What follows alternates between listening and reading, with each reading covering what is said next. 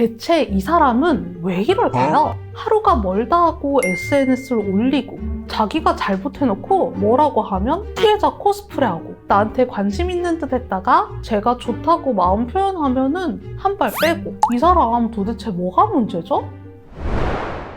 안녕하세요. 닥터 캐럿입니다. 여러분 주변에 이런 사람 있으신가요? 모임에서 다른 사람이 주목받으면 엄청 질투하고 자기가 관심의 중심이 되어야 직성이 풀려서 다른 사람들을 엄청 견제하는 사람. 특히 이성의 관심을 받으려고 하고 동성한테는 매우 질투하는 사람. 자기한테 뭐라고 하면 받아들일 줄 모르고 확대 해석하면서 뭐라고 한 사람을 완전히 죽일 놈 만들면서 피해자 코스프레 하는 사람. 관심 있는 척 유도해놓고 상대방이 직진하면 막상 발 빼는 사람. 이런 사람 겪어본 적 있다면 이 영상을 주목해주세요. 관종, 피해자 코스프레, 어장관리 이런 것들은 연극성 성격장애의 특징입니다. 연극성 성격장애, Histrionic Personality Disorder는 지나치게 극적인 감정 표현과 쉽게 흥분하는 경향, 타인의 주목을 끄는 과장된 행동으로 연극을 하는 듯 나타나는 성격장애를 말해요. 연극성 성격장애의 특징은요, 자기가 관심의 중심에 있지 않는 상황을 불편해합니다. 그래서 여럿이 모인 데서 이야기를 하고 있는데 내 말에 사람들이 맞장구 치고 웃어주는 걸 좋아하고 다른 사람 말에 이목이 쏠리는 걸 못 견뎌해요. 다른 사람 말에 주목하려고 하면 자꾸 그런데 하면서 대화 주제를 꺼내서 자기 쪽으로 대화를 가져오려는 경향이 있고 심하면 무리수를 던져서라도 관심을 받으려고 합니다. 또 다른 특징은 이 사람들은 굉장히 유혹적이에요. 그런데 이게 내가 진짜 사귀고 싶은 사람, 진짜 매력을 느낀 사람한테만 그렇게 하는 게 아니라 대다수의 사람에게, 그리고 단순하게 호감을 사고 싶다, 잘 보이고 싶다 정도가 아니라 성적 매력이나 도발을 느끼게끔 하는 경우가 많아요. 그러니까 이 사람한테 내가 잘 보이고 싶어서 약간 이렇게 할 수 있잖아요. 이렇게 하는 게 아니라 위험한 느낌, 약간 좀 아슬아슬한 느낌 이런 것들을 느끼게 하는 경우가 많습니다. 그게 상대방이 착각할 수도 있을 정도로 그런 느낌을 주다 보니까 외모도 좀 화려해요.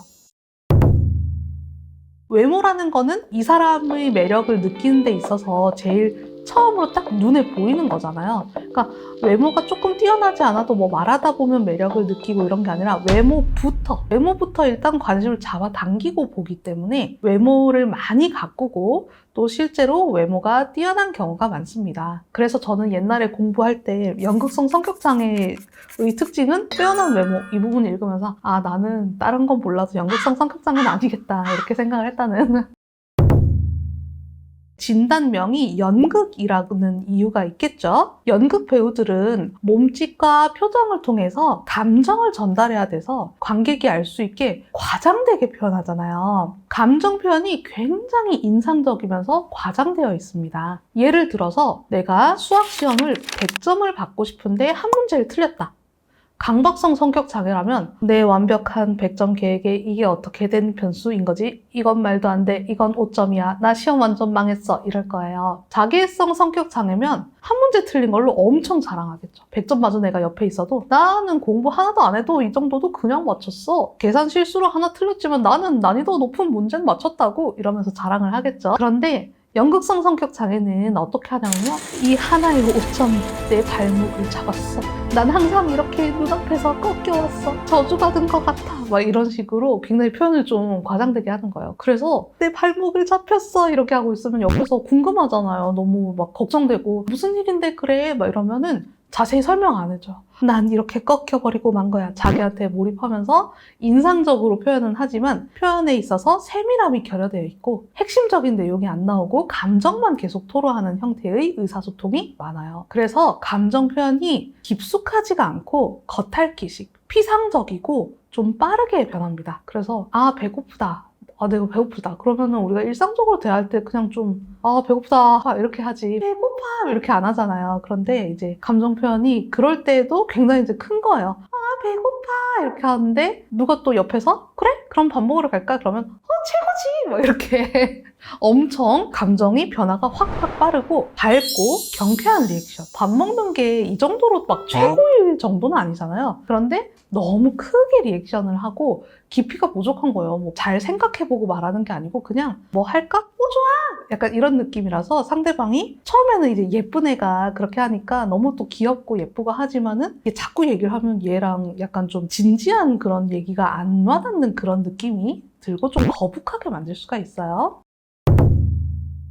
피암시성. 이것은 다른 사람이나 상황에 쉽게 영향을 받는다 이런 뜻이고 자신의 감정을 착각하기가 쉽다. 그러니까 내가 지금 이 사람을 좋아하지 않는데 뭔가 이렇게 달빛 아래에서 걷고 이렇게 막 바람이 불고 막 옆에서 막 버스킹하는 소리 들리고 이렇게 하면은 나는 뭔가 이 사람하고 좀 뽀뽀를 하고 싶나? 약간 이런 마음을 좀 착각하기 쉽고 근데 이게 또 약간 유혹적인 형태로 나타나니까 이제 어장 관리하고 다 또 약간 맞물려 있죠.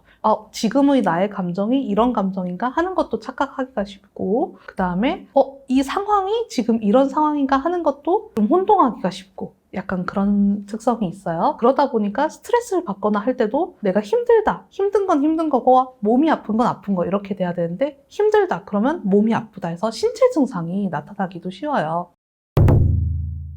사람 관계를 실제보다 더 가까운 걸로 간주해서 나 그 언니랑 완전 친해. 나 그 사람이랑 형 동생 하는 사이야. 이렇게 얘기를 하는데 실제로 그 사람한테 물어보면 아닌데? 걔가 그래? 약간 이렇게 실제보다 더 가까운 거로 간주하고 처음 만나거나 만난 지 얼마 안 됐는데 막 자기 비밀 털어놓고 이런 경우가 있습니다. 특징들을 들어보니까 어떠세요? 이 사람한테서 뭔가 진실성을 느끼기가 힘들고 이 사람의 감정에 자꾸 장단을 맞춰줘야 될 것 같은 그런 느낌 들죠? 그게 바로 연극성 성격장애 환자들의 특징입니다.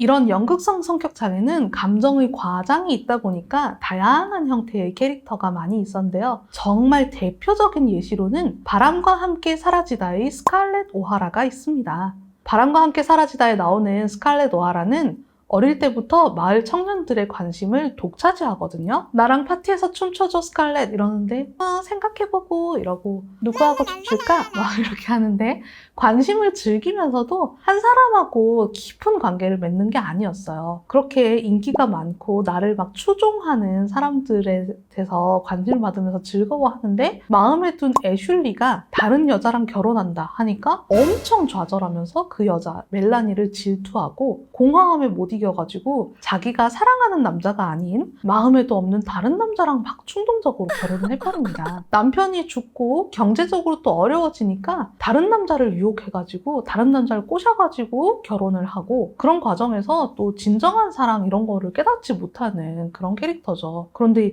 예쁘기는 정말 헉소리나게 예쁘거든요. 외모부터가 엄청나게 아름답고 그런데 그 외모를 통해서 사람들의 마음을 가지고 놀고 관심을 즐기고 관심을 독차지해야 직성이 풀리는 그런 캐릭터 스칼렛 오하라. 좀 전형적인 연극성 성격 장애 캐릭터라고 볼 수 있어요.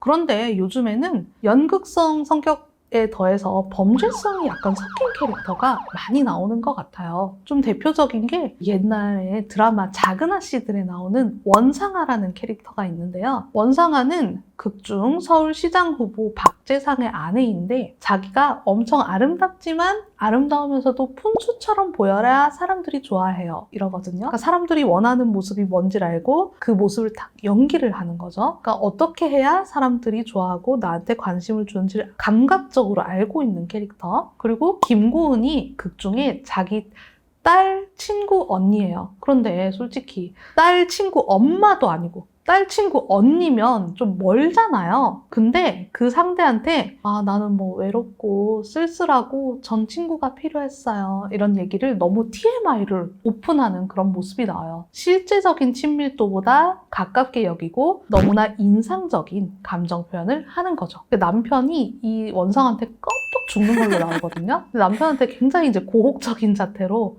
따라 할 수도 흉내 낼 수도 없어요. 고혹적인 자세로 스킨십을 막 유도하면서 걔 죽여줄 수 있어 흡사하게 물어본다거나 아니면 살인을 할 때에도 그 사람한테 어울리는 형태의 살인, 뭐 발목을 어떻게 하고 구두는 무슨 색깔을 신기고 어디에다가 보이고 더 극적으로 보일까 연출해서 딱 이목을 집중하도록 보여주는 게 관심과 주목을 추구하는 그런 모습들도 있었던 거죠. 말하자면 연극성 성격 장애의 바탕에 반사회성 성격 장애의 특징을 약간 끼얹어서 자기 자신이 주목을 받을 뿐만 아니라 자기의 그런 범죄의 결과물도 굉장히 좀 파장을 일으키게 충격을 받게끔 연출식으로 하면서 그걸 즐기는 그런 캐릭터로 연극성 성격장애 캐릭터들이 많이 활용되고 있어요. 정말 안타깝지만 실제로 일어난 그런 흉악한 범죄 중에서도 어금니 아빠라든지 이렇게 연극성 성격장애를 가지고 있는 범인들이 실제로도 좀 있었는데 이 실제 범죄자의 경우에도 자기한테 쏟아지는 그런 관심과 범죄에 대한 질책을 질문을 하나 탁 던짐으로써 화제를 전환시킨다든가 이런 능력들이 굉장히 좀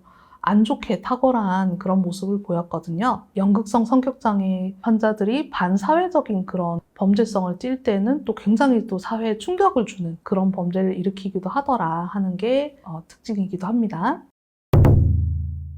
이런 연극성 성격장애의 주변인이 되면 굉장히 힘들어요. 일단 끊임없이 관심을 요구하는 관종이기 때문에 SNS에 자꾸 사진이 올라와서 인스타를 보는데 그 사람 거만 자꾸 올라오거든요. 그리고 같이 놀았는데 그 사람만 잘 나오고 나는 막 이상한 사진 막 이런 거 막 그냥 올릴 수 있습니다. 그래서 살짝 기분이 상해서 뭐라고 했는데 인스타에다가 가까운 친구가 내 진심을 몰라줘서 너무 서운했는데 힘내라는 팔로워님들을 보며 힐링하는 하루, 단 거 먹고 힘내야지, 합장 뭐 이런 글이 올라온다거나 특히 인스타는 약간 알맹이가 없는 과장된 감성적인 표현과 보여지기 이게 결합된 플랫폼 그 자체거든요. 합장 이렇게 하면서 오늘 하루도 힘들었다. 감성적인 듯한데 내용 없는 글들.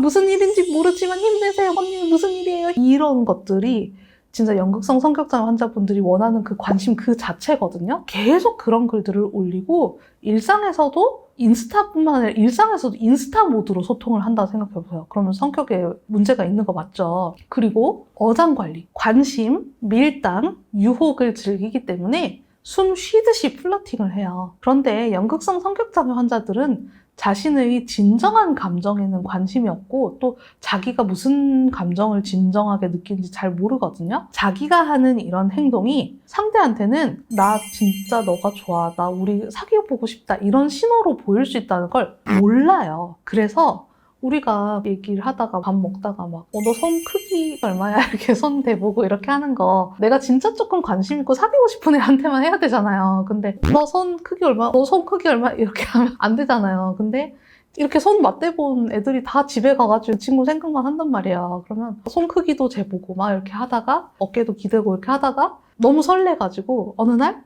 나 너 좋아해. 우리 사귀자. 이러면 갑자기 나 진짜 너 친구로밖에 생각 안 해봤어. 이러면서 발을 빼고 그 다음에 또 다른 사람 찾아 떠나고 이런 경우가 있어요. 그러면 상대방은 멍미, 바보 된 것 같은 기분, 상처받고 이러는 거죠. 어쩌다가 연인 관계로 발전을 했을 때에도 연애 상대로부터 계속해서 관심을 받고자 하기 때문에 지배적이고 정복적인 위치에 있길 원해요. 상대가 나한테 깜빡 죽는 상태로 만들어서 내 말이라면 뭐든지 듣게끔 만들죠. 그런데 이런 사람들이 대인관계에서 마찰이 생겼다. 그럼 어떻게 돼요? 나는 너를 세상에서 제일 친한 친구로 생각했는데 나 진짜 너 말이라면 간이든 쓸개든 다 빼줄 수 있었는데 네가 이렇게 얘기하니까 나 진짜 세상에 믿을 사람 하나도 없는 거다. 나 너무 슬퍼.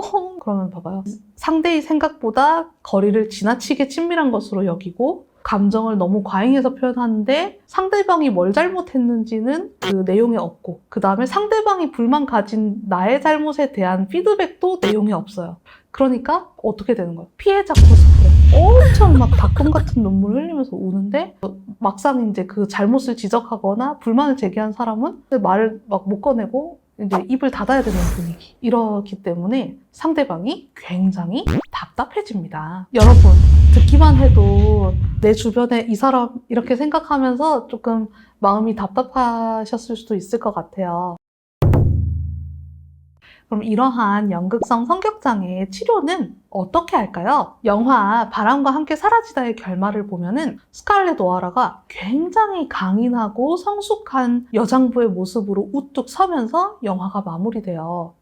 무슨 일이 있었던 걸까요? 스칼렛 오하라의 세 번째 남편이 그 유명한 클라크 게이블 주연 배우인데요. 레트입니다. 레트는 여러 시련과 우여곡절을 겪으면서 스칼렛 오하라는 레트를 진심으로 사랑하고 있다는 사실을 깨달아요. 자기의 진정한 감정을 깨닫는 거죠. 그런데 안타깝게도 레트는 스칼렛의 그동안의 행동에 지쳐서 이별을 고하고 떠나가 버려요. 꼭 이별을 겪을 필요는 없지만 연극성 성격장애의 환자의 치료는 자기 자신의 진정한 감정에 주목하는 것이 정말 중요해요. 나의 진실된 사랑은 레트였다 라는 걸 깨달은 스칼렛이 슬퍼하면서 근데 그것도 그냥 이렇게 우는 게 아니고 과장된 표현. 계단을 탁 넘어져가지고 우는데 마음속에 내면의 목소리가 올라와요. 나한테는 고향의 땅 타라를 소중하게 여기는 마음이 있었구나. 나는 타라로 돌아가야 하는 거구나 라는 걸 깨닫고 나서 나의 진정한 사랑은 레트, 나에게는 고향이 중요, 두 가지의 진심을 깨닫고 확 성숙해진 면모를 보이는 거죠. 지금 느끼는 사랑의 상실이 매우 뼈가 아프지만은 내 세계가 무너졌어, 어떻게 그럴 수 있어, 이렇게 감정이 허우적거리는 게 아니라 그렇구나, 내가 타라를 사랑하는 거구나, 그러니까 타라로 돌아가자. 그런 다음에 그의 마음을 돌리려 노력해보자 라고 앞으로 나아가려는 생각, 핵심적인 생각을 하면서 마지막에 명대사를 하는 거죠. 내일은 내일의 태양이 뜰 거야. 굉장히 이제 감성적이죠. 감성적이지만은 이게 그 전에 연극성 성격장애 환자분들의 그런 오글거리기만 하고 이런 게 아니라 감수성은 원래 풍부했기 때문에 하루아침에 감수성이 납작해지는 건 아니잖아요. 멋있는 말을 한다고 꼭 연극적인 게 아니라 그 안에 진실한 의지와 비장함을 담고 깊은 숙고를 담아서 표현한 거기 때문에 영혼 없이 명언을 날리는 거하고 다르게 보는 사람들에게도 그녀의 의지가 느껴지고 울림이 생기는 거죠. 이렇게 자기의 진심에 주목하는 것이 정말 중요하고